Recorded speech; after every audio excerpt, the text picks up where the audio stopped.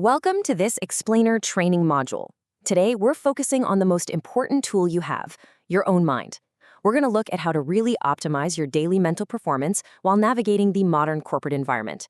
Look, your brain is absolutely your most valuable asset. But let's be real. Between endless emails, super tight deadlines, and complex office dynamics, it is incredibly easy to feel totally overwhelmed.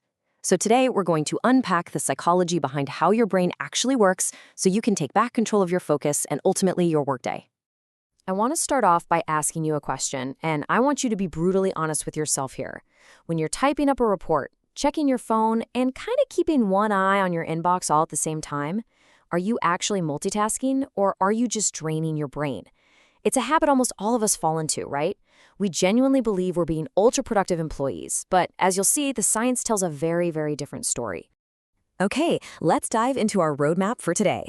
We'll be covering the brain's filter and focus, the multitasking myth, managing workplace stress, navigating team dynamics, and finally, peak performance strategies. Chapter 1.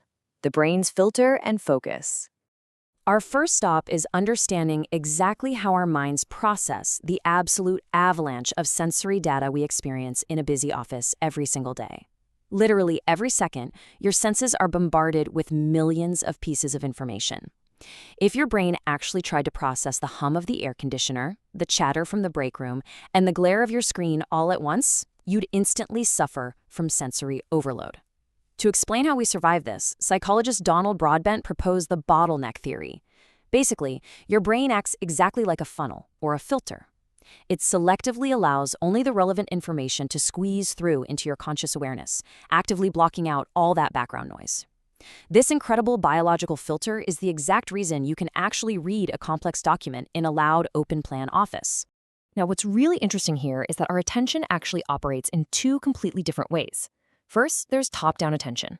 This is your conscious, voluntary effort. When you intentionally sit down to write an important brief, your prefrontal cortex is driving this goal-directed focus, and man, it takes energy and willpower. On the flip side, we have bottom-up attention.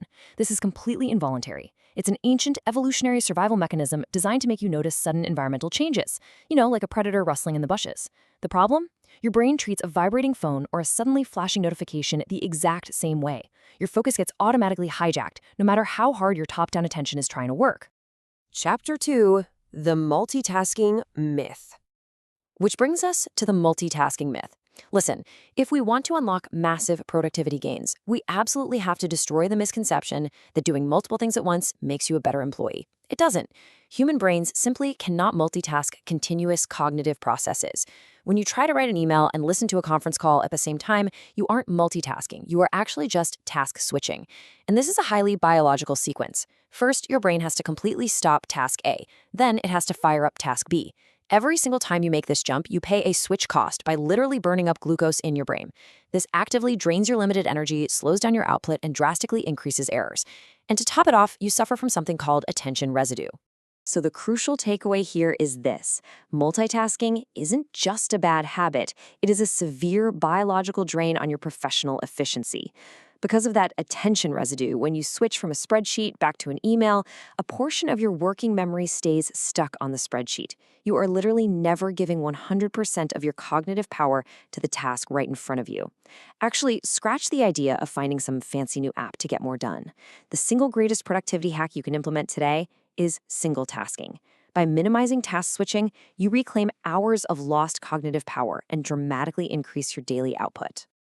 Chapter 3. Managing workplace stress. Of course, it's pretty hard to maintain that laser focus when we feel completely overwhelmed. So let's shift from managing our attention to managing the biological stress that heavy corporate workloads inevitably generate. A foundational secret of psychology is that not all stress is actually bad. We have what's called eustress, which is a positive, motivating challenge. It's that awesome rush of excitement you get when you're handed a high-stakes, really exciting new project that actually improves your focus and energy. Distress, however, happens when the demands heavily outweigh your ability to cope. That is the overwhelming, paralyzing stress that totally tanks your performance and causes anxiety. The goal isn't to eliminate stress entirely, but to ensure we're operating in that sweet spot of eustress rather than drowning in distress.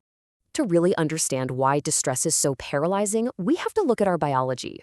Deep down in your brain is a tiny alarm bell called the amygdala. Thousands of years ago, its whole job was to dump adrenaline and cortisol into your bloodstream so you could run away from a saber-toothed tiger. Today, the tiger is gone, but that exact same biological wiring remains. So when your boss sends an email simply saying, "We need to talk," your amygdala hits that exact same alarm. No joke. Your heart races, your breathing speeds up, your digestion just halts. Your body is physically preparing for a life or death battle right there in your office chair. Now, if that alarm never shuts off, we face some serious consequences. Psychologists map this out using what's called the general adaptation syndrome. It starts in minutes with the alarm reaction, that initial shock and fight or flight burst. If the stressor doesn't go away, over a period of days, we enter the resistance phase. Your body tries to adapt, but it stays on high alert, which leads to severe irritability and trouble concentrating. Finally, if this goes unchecked for months, you hit the exhaustion phase.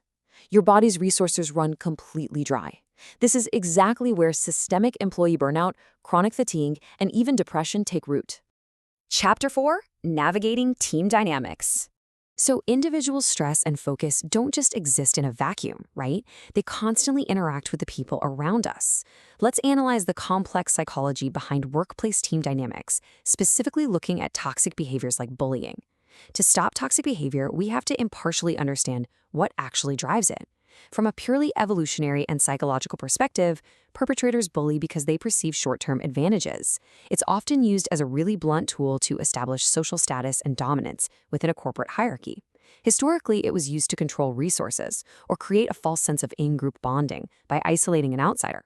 And psychologically, it usually acts as a very loud projection of power meant to mask the perpetrator's own deep-seated insecurities. However, whatever illusion of gain the perpetrator feels is completely eclipsed by the devastating long-term costs. For the victim, the toll is immense. We're talking chronically high cortisol levels, severe anxiety, and drastically dropped performance. But it doesn't stop there. Studies show that the bullies themselves actually face higher long-term risks of substance abuse and broken relationships. And for the organization as a whole, it creates a deeply toxic, fearful work environment that just kills collaboration and trust across the board. So you might be wondering, why does a whole team sometimes just sit back and watch this happen? Well, it's called the bystander effect. It's this weird psychological paralysis that occurs when multiple people witness bad behavior. Everyone just assumes someone else will step in. It's a phenomenon known as the diffusion of responsibility. You think, oh, HR will handle it, or a senior manager will definitely speak up, and as a result, absolutely nobody does anything. But here is the incredibly empowering truth about the bystander effect. It is remarkably fragile. The very moment even a single bystander decides to become an upstander and speaks up, that diffusion of responsibility shatters. The entire power dynamic of the room changes instantly. By simply setting a firm boundary, one single voice can neutralize that toxic dominance and usually stop the behavior within seconds. You genuinely have the power to change the culture of your team. Chapter 5: Peak Performance Strategies. We've covered a lot of deep psychological ground today, from the bottlenecks in our brain to the evolutionary drives in our teams. So let's bring it all together. Here is your daily toolkit to turn everything we've learned into actionable strategy for professional well-being and massive productivity. First up, environmental design. Since those bottom-up distractions constantly hijack your focus, just remove them. Literally, put your phone in a drawer to protect your attention. Second, stop multitasking and try the Pomodoro technique. Work intensely on one single task for 25 minutes, then rest for 5. It aligns perfectly with your biology.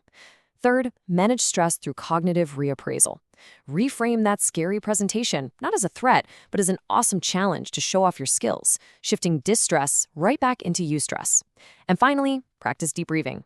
Taking slow, intentional breaths physically tells your amygdala that you are safe, instantly lowering your cortisol and activating your body's rest and digest system. I want to leave you with this final, powerful thought. Focus is a muscle. Train it. Your attention span and your resilience aren't just genetic traits you're stuck with forever. They are skills that you can actively develop. So when you go into work tomorrow, how are you going to intentionally train your mind? Will you actually put the phone away? Will you commit to single tasking and get those huge productivity gains? The choice, and the incredible results that come with it, are entirely yours.